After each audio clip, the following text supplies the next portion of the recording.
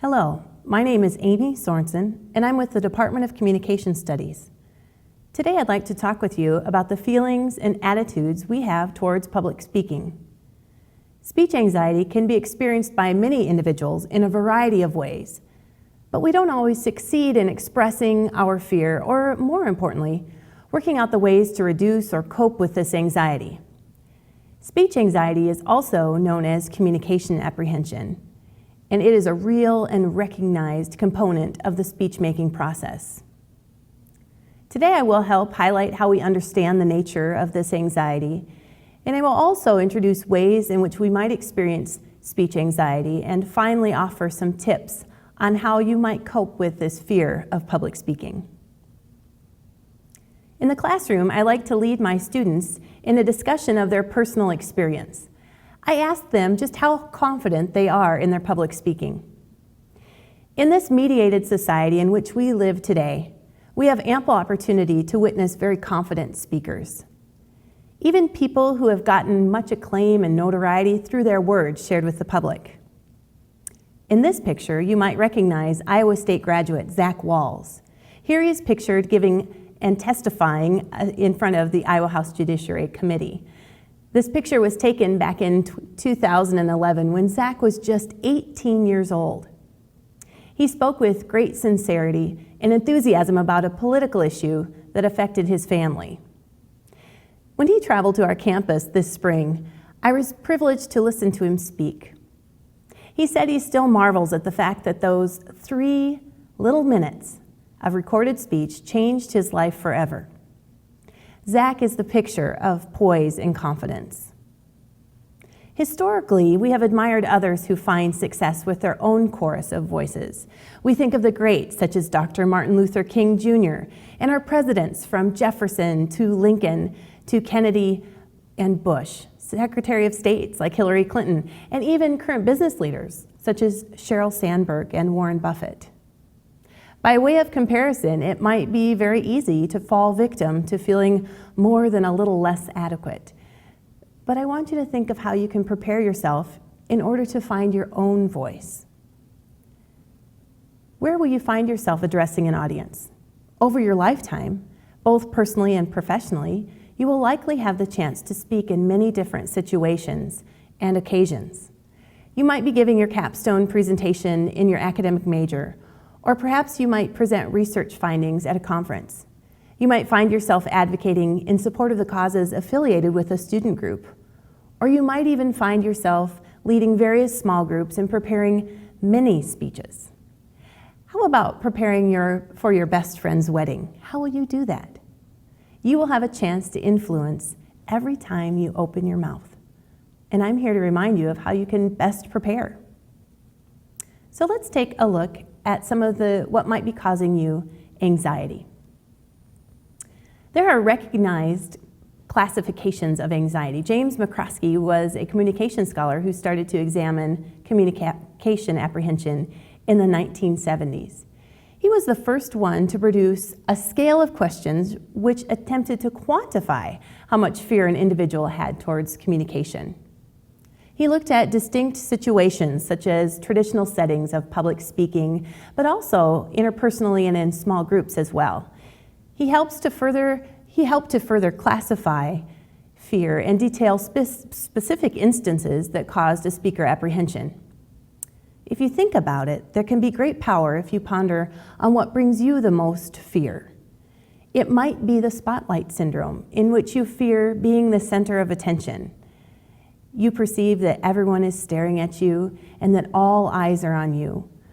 Eye contact has very different cultural values, and in our Western business culture, eye contact conveys trust and communicates that we are listening.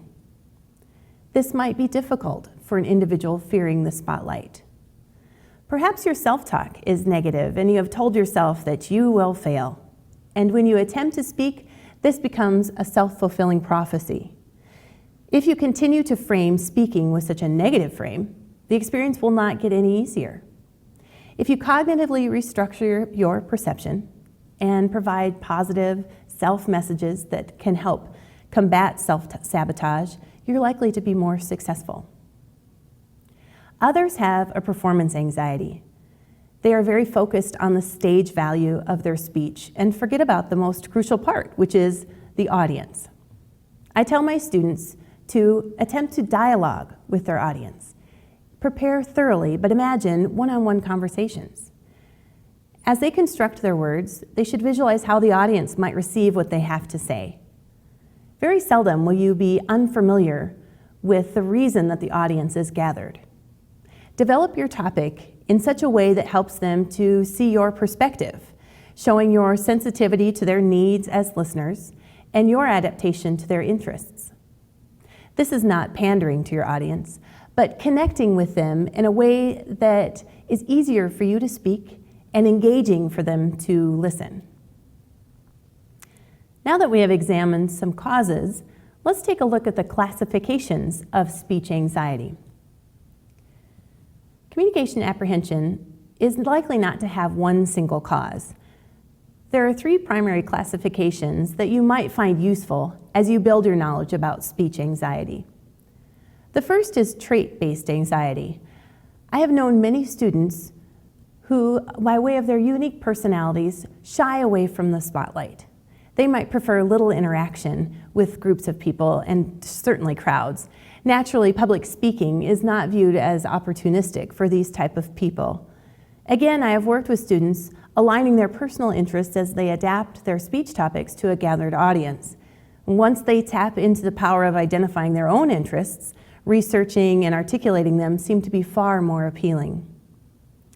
The second classification is state anxiety, in which a type of anxiety that is derived from the situation external to the person themselves. Perhaps someone is comfortable in a social setting, but the academic classroom causes them great fear. This speech course allows us to focus on situation in promoting the public element by allowing you to systematically desensitize your experience, giving you success with a smaller group of people for your gathered audience. You might be familiar with your audience and already feel confident around them. The fear of scrutiny is something that many of us can identify with. No one wants to be judged harshly or criticized. And fear is something that you might encounter with this type of classification.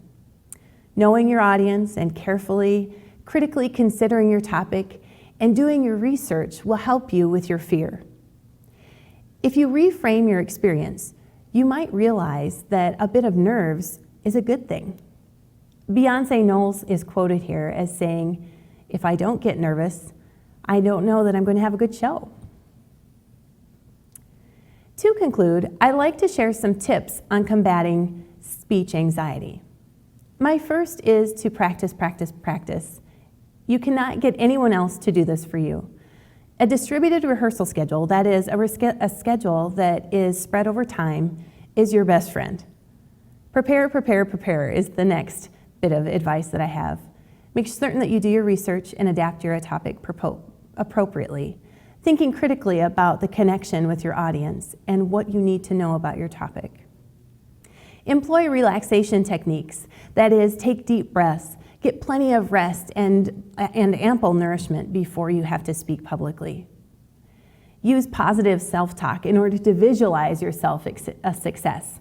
Teddy Roosevelt is quoted as saying, "Believe you can, and you're halfway there."